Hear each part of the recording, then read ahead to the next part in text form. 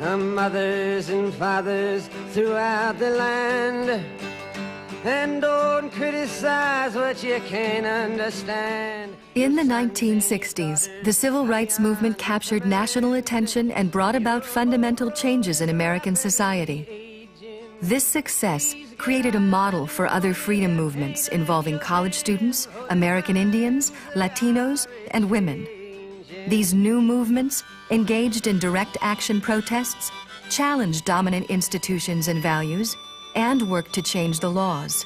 They also expressed their own cultural values in search of freedom and equality. A-changin. How many times must a man look up before he can see the sky? We are people of this generation, bred in at least modest comfort, housed now in universities, looking uncomfortably at the world we inherit. In 1962, a group of students met in Port Huron, Michigan, to write a statement of purpose for SDS, Students for a Democratic Society. The statement was a wide-ranging critique of American society and a call to action. I think that the significance of the Port Huron statement was its tone, its mood, its language. I think, you know, it was a statement of urgent moral passion.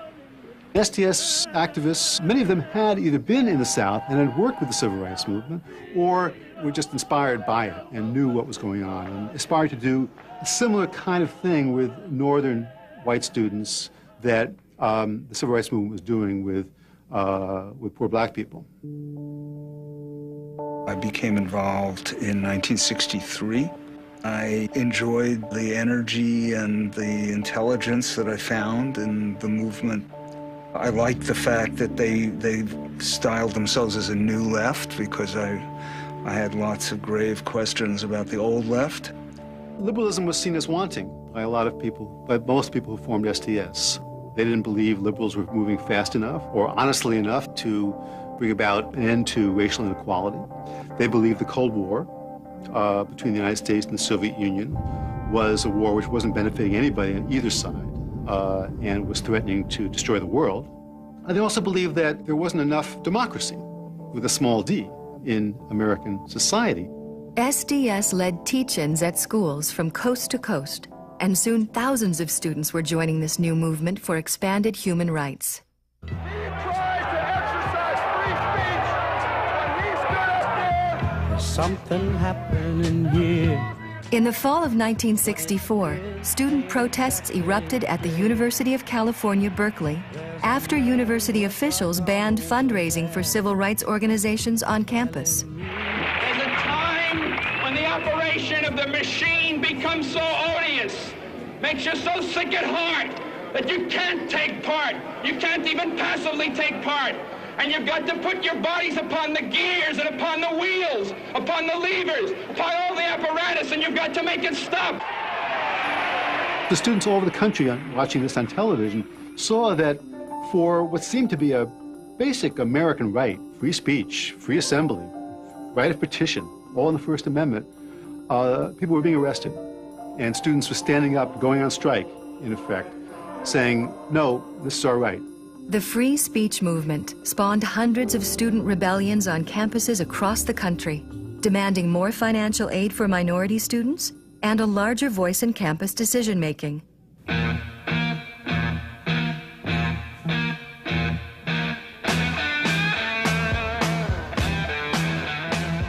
Growing up alongside and often intertwined with the student movement was the counterculture. The word counterculture wasn't used until the 70s.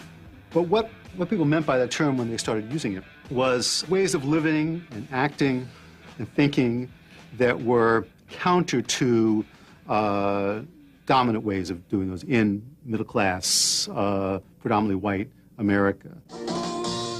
You know, take off your clothes, use drugs, get into experience, get into music, separate yourself from conventional, plodding, hyper-rational cog existence, that sort of thing.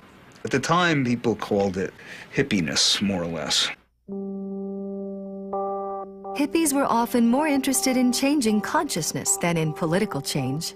It's a complicated relationship. For some people, the counterculture and political opposition were different faces of the same coin. 1, 2, 3, what we fighting for? Don't ask me, I don't give a damn. The next stop is Vietnam. The student movement had not been a mass movement before President Lyndon Johnson really made Vietnam into an American war. The war turned up the volume and turned up the giddiness and the desperation and the anger. It felt that now that, life and death were at stake and that America had committed itself to something fundamentally barbaric and that it was therefore incumbent upon you to change your life in response. To everything, turn, turn, turn.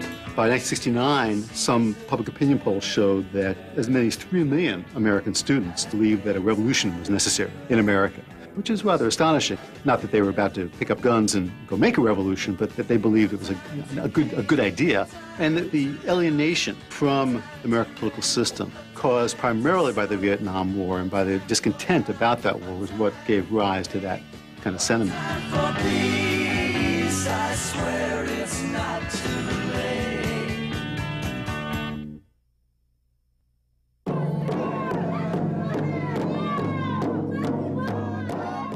In this time of upheaval, American Indian and Mexican American movements were also working to achieve freedom and equality. But they also strove for something even more basic: cultural identity. To be an Indian in modern American society is, in a very real sense, to be unreal and ahistorical.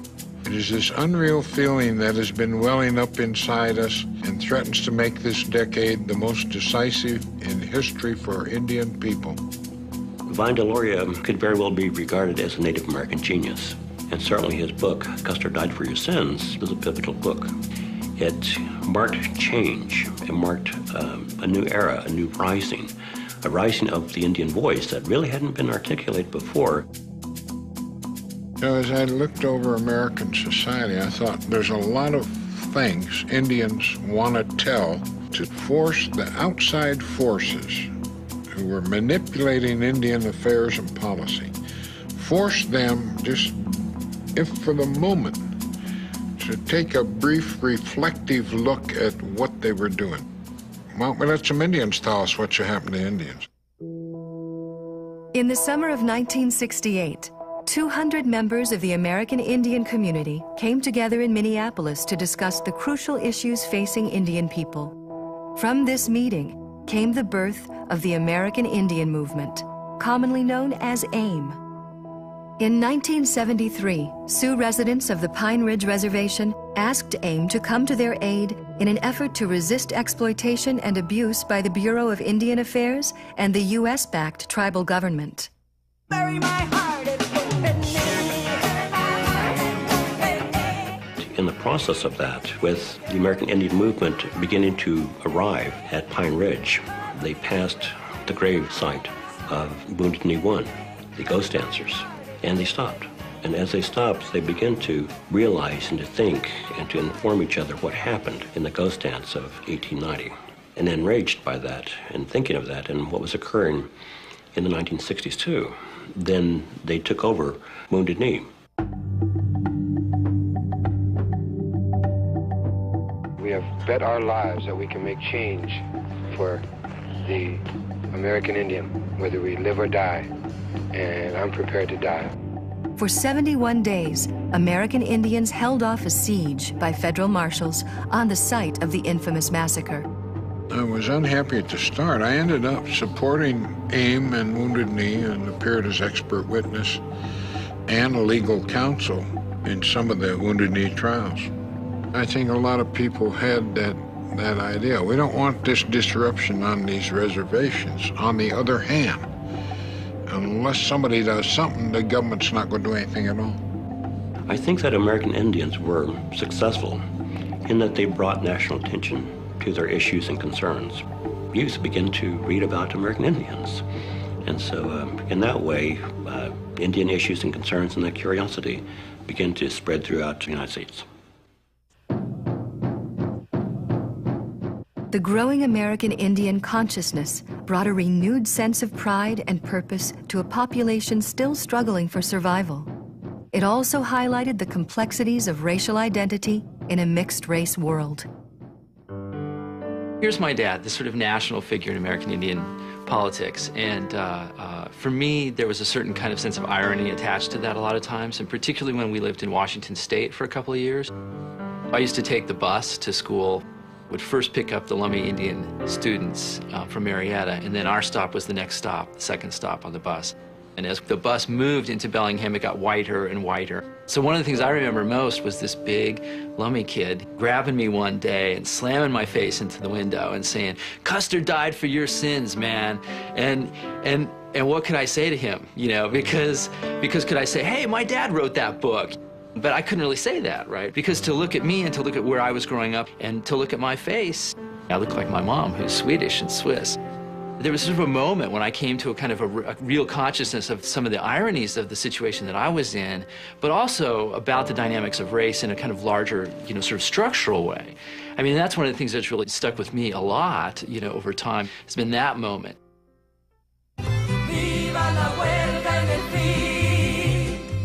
Hispanic Americans, or Latinos, made up the fastest growing minority group in the 1960s. More than half of the Latino population consisted of Mexican Americans who lived in California and the American Southwest. There were a lot of issues that you hear articulated by Latinos that's similar to both African Americans and American Indians. Equality, equality of opportunity, economic progress, educational progress. So the call for change, for social reform and change is something that was universal across those groups. Those folks that called themselves Chicanos in the 1960s and 1970s were saying, we are a politicized people with a strong ethnic pride and a strong ethnic identity, but it was a new ethnic identity tied to the politics of social reform and change and some radical politics. The living and working conditions of migrant farm workers was one issue that drew national attention. I came from a migrant working family. We would go in these trucks, in these cattle trucks from Corpus Christi with about 20 families, and we'd drive up to Michigan. Then what would happen is that we would be placed in a barn, and that would become our living situation for 4 months or so. And there was no running water. We couldn't ask them to provide heat if we got cold. In the fields, there were no bathroom facilities. So those kinds of horrendous living and working conditions created the inspiration for people like Cesar Chavez and Dolores Huerta to organize. In 1962, Chavez and Huerta organized the United Farm Workers, a union dedicated to improving the lives of migrants. We do not feel that the organizer and the agitators represent their workers. And the obstacles have always been and continue to be that the growers do not recognize the fact that the farm workers have the right to organize. And there's a lot of racism involved. They just don't feel that they should have to sit across the table with these brown or Asian or black people to discuss their wages and working conditions. At the peak of the 1965 grape harvest, a strike was called by the United Farm Workers. A national boycott of California grapes soon followed. We were at the dinner table one night, and my grandmother brought out a bowl of grapes, and my uncle was just horrified. He said, "Oh, you don't understand what the migrant workers are going through in California. They're paid pennies. They live in slums, or they don't have any sewage. For people like you and like us that we can afford to eat grapes, and these poor people are starving out there." Oh, okay, well, now I'm into this. So I went and organized a boycott of grapes, and I remember getting the belt from my robe and tying it around my head like a headband and making these little posters, "No grapes."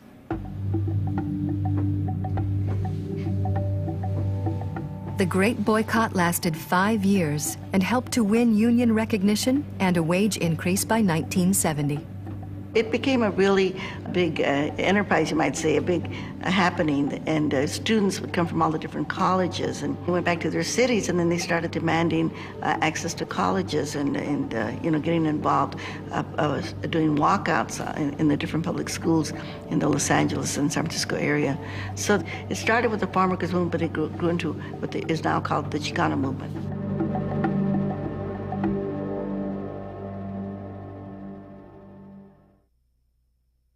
These boots are made for walking, and that's just what they'll do. One of these days, these boots are gonna walk all over you.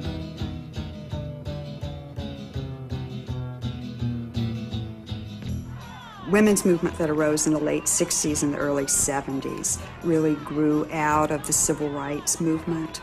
Many women understood that, like African Americans, they were not accorded full freedom, that they basically had not only a second-class political citizenship, but also a second-class economic citizenship. Second wave feminism emerged in the 1960s for a very complex set of reasons. The fact that more married women, including mothers, were already working outside the home, that more women had been going to college, that the birth rate started to decline by the late 50s. Those were really important changes in women's lives that conflicted with popular ideas about what women should be and with policy about what women should be. Women's liberation took many forms. But as Margaret Sanger had argued a half-century earlier, none was more important than a woman's ability to control her own reproductive capacity. We decided to get married, but I did not want to get pregnant until after I got out of school. In that day and time, you didn't have the patch, you didn't have the birth control pill. I went to the doctor to find out how, so that I wouldn't get pregnant. He told me that if God intended for me to be pregnant, I shouldn't do anything to stop it. So I had Sherry and did not go to school that semester. Birth control, I tell you, was a very big thing. In fact, I think that may be the biggest thing for women. Birth control had a huge impact on the difference, I think, in the two generations and what our decisions were. I think I probably thought that I would have children someday, but really didn't make it a priority that I would early. I was concentrating on my career and didn't really think a whole lot about it. Women's choices in the workplace were vastly expanded by the Civil Rights Act of 1964. Although originally intended to ban job discrimination against African Americans, a last-minute political twist ensured that women, too, became beneficiaries of the bill. Title VII was to eliminate discrimination in hiring, promotion, all parts of the workplace.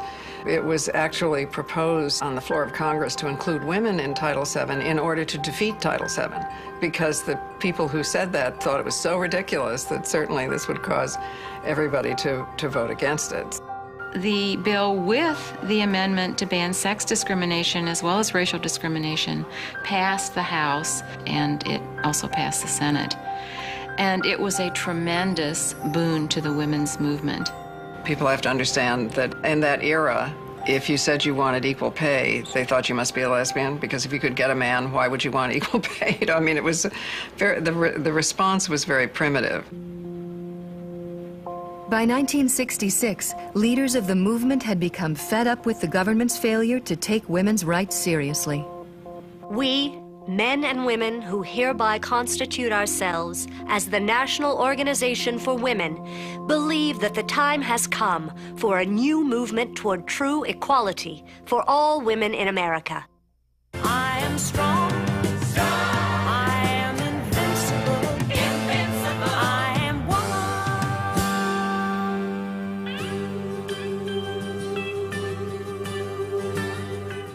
The National Organization for Women saw itself as a typical pressure group organization, lobbying legislators, putting pressure on government to enforce Title VII, the ban on discrimination against women. By 1968, in Now's platform were demands that discrimination in education be ended, that daycare centers be provided, that women have an equal role in politics and government. These were all measures to integrate women into the mainstream, really, of society. No feminist victory aroused more controversy than a 1973 Supreme Court decision. Declaring safe and legal abortion to be a fundamental right of American women, Roe v. Wade circled the women's movement back to the issue of reproductive rights. Roe v. Wade probably has saved more women's lives and more women's health and more women's ability to achieve in the world than any measure in the history of this country. One of the effects of Roe v. Wade, of course, was to provide tremendous fuel for an anti-feminist movement, because despite the fact that the roots of the Roe decision are diverse, most opponents of it blame it on feminists and feminism. The opposition to abortion became one of the strongest issues of the anti-feminist movement. But I'm talking about the partnership, because if marriage is anything, it's a partnership. While mainstream feminists took action at the political level, other women sought to change society at its very roots, declaring the personal is political. Radical feminism called not just for women's entrance as equal into the established institutions of American society, but they wanted a radical transformation of these very institutions themselves. They also wanted a radical restructuring of the intimate relations between men and women. The personal is political meant that if the daughter was expected to do work around the house and the son was not, or that the son got the college money and the daughter did, that was all politics. The idea that if a man beat up his wife, it was a family affair. So it was the relationship between our individual experiences and the politics of the outside world. Women still face a daily reality of discrimination, limited opportunities, and economic hardship. By the early 1970s, there's a tremendous shattering of the boundaries between mainstream and radical feminists. Mainstream feminists now are talking about rape. They're setting up domestic violence shelters. Radical feminists are supporting the Equal Rights Amendment. Now has come out in favor of lesbian rights, another example of how issues that arose in the radical branch are taken over by mainstream feminism. Because early feminists of that era would be accused themselves of being lesbians, there was an effort in the beginning of Now to purge lesbians out of Now, a terrible, terrible thing. But by the time of the Houston Conference in the late 70s, we had all come together and understood that feminism was nothing if it wasn't for all women. Still, not all women felt included in the mainstream women's movement. Although I could agree with where they were coming from, that women deserve to be treated equally to men, it was dominated by white women, and they never really addressed class issues and race issues. And I was aware of that. So my way of dealing with feminism in the 70s was to join Asian American women's organizations. I was never involved with the women's movement. For me, it was always being involved and really pushing for African Americans. I've always felt that white women had it better than African American women, and that my job was to try to make things better for my family and for others in my community. Actually, African American women have been much more likely to work in support of issues of equality than white women have. You know, you can't be discriminated against Monday, Tuesday, Wednesday because you're black, and Thursday, Friday, because you're a woman. The movement was never about representing women, white women, women of color. It was about allowing women to represent themselves.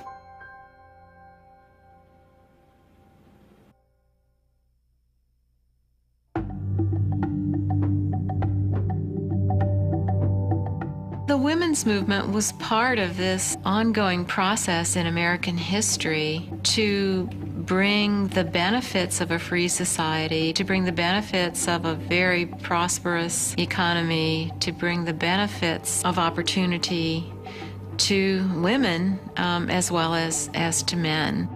I think really the civil rights movement, the Chicano movement, the Native American, whatever those rights movement, women's rights movement, those were really about reestablishing the democratic principles that we all want to live with and under. Let's have equality and freedom across the board, inclusionary. It gave us, in a way, a new platform to articulate our ethnicity. And I'd say in the minds of American minorities, that may have had as big an impact as any Civil Rights Act or Voting Rights Act. It's about changing the way we think of ourselves and, by extension, how the larger society thinks about us. I think that the limits of success happened because as long as that there are the issues and concerns of a particular group, then they're going to become compartmentalized. Indian concerns and issues, African American concerns and issues, Latino, and so forth. But it's only when such rights of diverse groups become a part of the mainstream, then I think that they're going to see more success.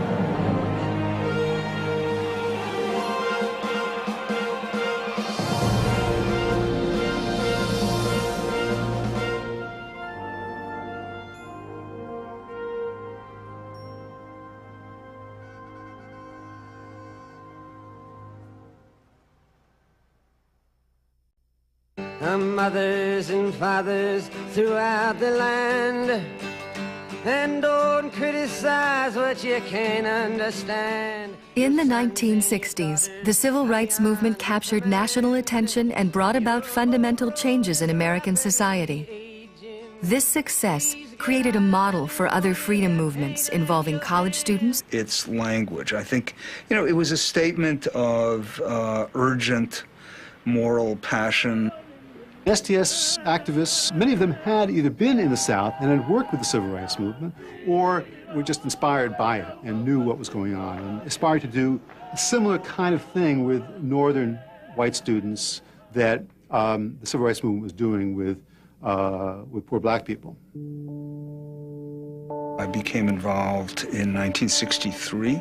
I enjoyed the energy and the intelligence that I found in the movement.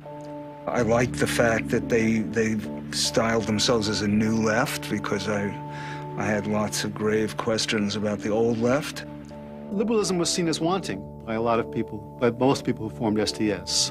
They didn't believe liberals were moving fast enough or honestly enough to bring about an end to racial inequality. They believed the Cold War between the United States and the Soviet Union was a war which wasn't benefiting anybody on either side.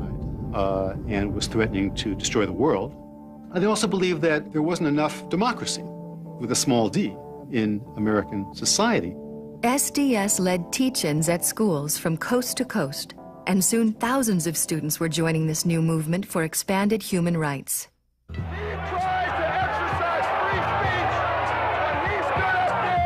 Something happening here.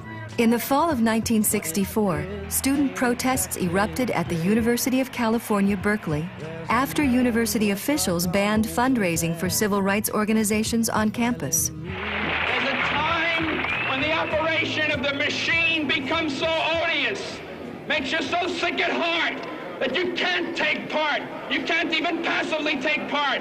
And you've got to put your bodies upon the gears and upon the wheels, upon the levers, upon all the apparatus, and you've got to make it stop. The students all over the country watching this on television saw that for what seemed to be a basic American right, free speech, free assembly, right of petition, all in the First Amendment, people were being... American Indians, Latinos, and women. These new movements, engaged in direct action protests, challenged dominant institutions and values, and worked to change the laws. They also expressed their own cultural values in search of freedom and equality. A-changin. How many times must a man look up before he can see the sky? We are people of this generation, bred in at least modest comfort, housed now in universities, looking uncomfortably at the world we inherit. In 1962, a group of students met in Port Huron, Michigan, to write a statement of purpose for SDS, Students for a Democratic Society. The statement was a wide-ranging critique of American society and a call to action. I think that the significance of the Port Huron statement was its tone, its mood. Being arrested, and students were standing up, going on strike, in effect, saying, no, this is our right. The free speech movement spawned hundreds of student rebellions on campuses across the country, demanding more financial aid for minority students and a larger voice in campus decision-making.